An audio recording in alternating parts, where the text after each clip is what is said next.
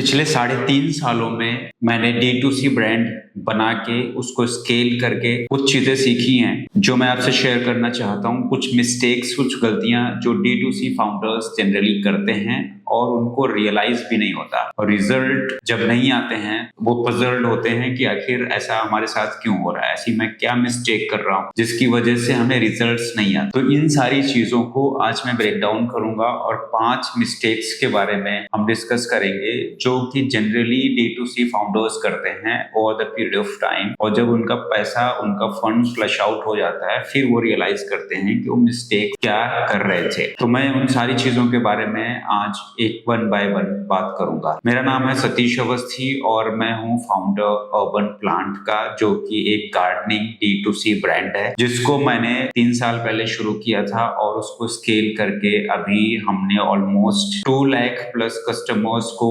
Orders deliver कर दिए हैं। जो मिस्टेक नंबर 1 की मैं बात करना चाहूंगा वो है you only focus on the product. आपको लगता है, अपने माइंड में ही आप सोचते हो कि जो आपने बना दिया that is going to work. अगर वो काम नहीं करता है इसका मतलब है मार्केट में गलती है, कंज्यूमर में गलती है, मेरे अंदर कोई प्रॉब्लम नहीं है, मेरे प्रोडक्ट के अंदर कोई प्रॉब्लम नहीं है। तो जो ऑब्सेशन है आपका प्रोडक्ट के लिए दैट इज फाइन, बट वो आप कैसे ऑफर कर रहे हो, तो आपको ऑफर पे पूरी तरीके से फोकस करना पड़ेगा। तो इसको कैसे करेक्ट करना है, कैसे फिक्स करेंगे हम लोग। Completely different version of your ads जो भी आप चलाते हो उसके 3 कॉपीज बनाओ जिसमें अलग अलग ऑफर्स चलाओ। जैसे फॉर एग्जांपल किसी में आपने बोल दिया है कि 10% ऑफ, 8% ऑफ, व्हाटसोएवर जो भी आप कैपेबिलिटी है टू प्रोवाइड द ऑफर, और दूसरा कुछ ऐसा चलाओ जिसपे आप 2 के साथ 1 फ्री दे सकते हो या समथिंग लाइक दैट, और कुछ रॉयल्टी प्रोग्राम्स आप चला सकते हो। तो you will have to figure out your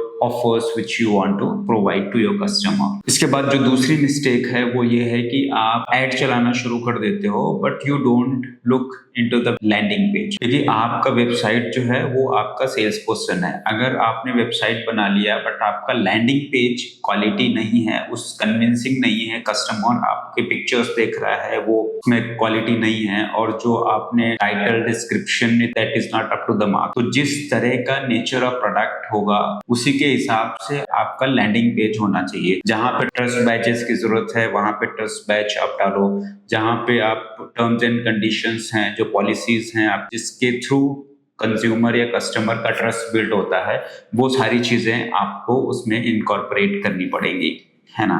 तो ये सेकंड चीज है जिसको कैसे फिक्स करना है वो मैंने आपको इन चीजों में बता ही दिया है। तीसरी मिस्टेक जो होती है वो न्यू परचेजेस के पीछे ज्यादा ऑब्सेस्ड हो जाते हैं, वेयर एज रिपीट परचेजेस पे नहीं ध्यान देते हैं। Repeat purchase in terms of when you start building few customers, उनको आपको रिटारगेट करना है, आपको वापस से रीच आउट करना है विद डिफरेंट ऑफर या विद डिफरेंट प्रोडक्ट जो उसका सब्स्टिट्यूट प्रोडक्ट हो। अगर आपका ब्रांड है जिसमें मल्टीपल प्रोडक्ट्स हैं तो आप कुछ प्रोडक्ट के साथ जिस प्रोडक्ट को उन्होंने परचेज किया है उसका कॉम्प्लीमेंट्री प्रोडक्ट ला सकते हो, या फिर after some point of time आप वापस से रीच आउट कर सकते हो to purchase the same product with different offer and all.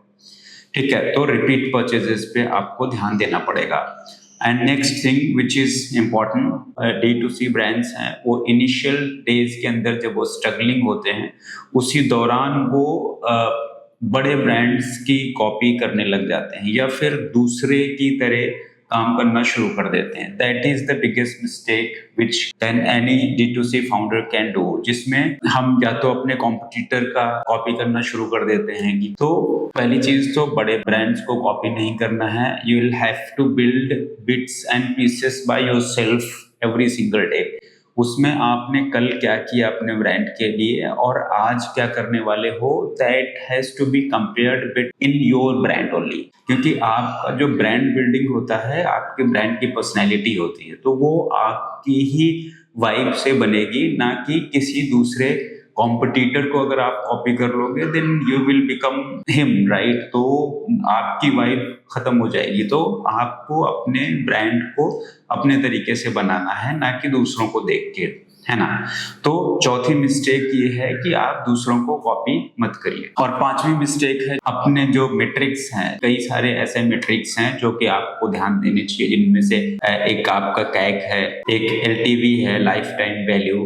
इन सब चीजों पे आपको ध्यान देना चाहिए। इसका जो सोल्यूशन है वो ये है कि आप एक शीट मेंटेन करें। उस शीट के अंदर सारी चीजें लिखें कि फर्स्ट टाइम परचेज क्या है, सेकंड टाइम परचेज क्या है, कैक क्या है, रोआस क्या है। वो सारी चीजें जब आप एक शीट में डालोगे तब आपको आसान होगा चीजों को एनालाइज करना। तो ये हमने 5 मिस्टेक्स आपको ब्रेक डाउन करके बताई जो जनरली D2C फाउंडर्स करते हैं। और मैं चाहता हूं कि आप अगर एक नया बिजनेस बना रहे हैं जो D2C है या फिर डिजिटल फर्स्ट है, तो आप ऐसी कोई मिस्टेक ना करें। अगर आपने कुछ ऐसा एक्सपीरियंस किया है तो कमेंट में हमें जरूर बताएं। इस चैनल को सब्सक्राइब कर लीजिए and share with your friend and circle.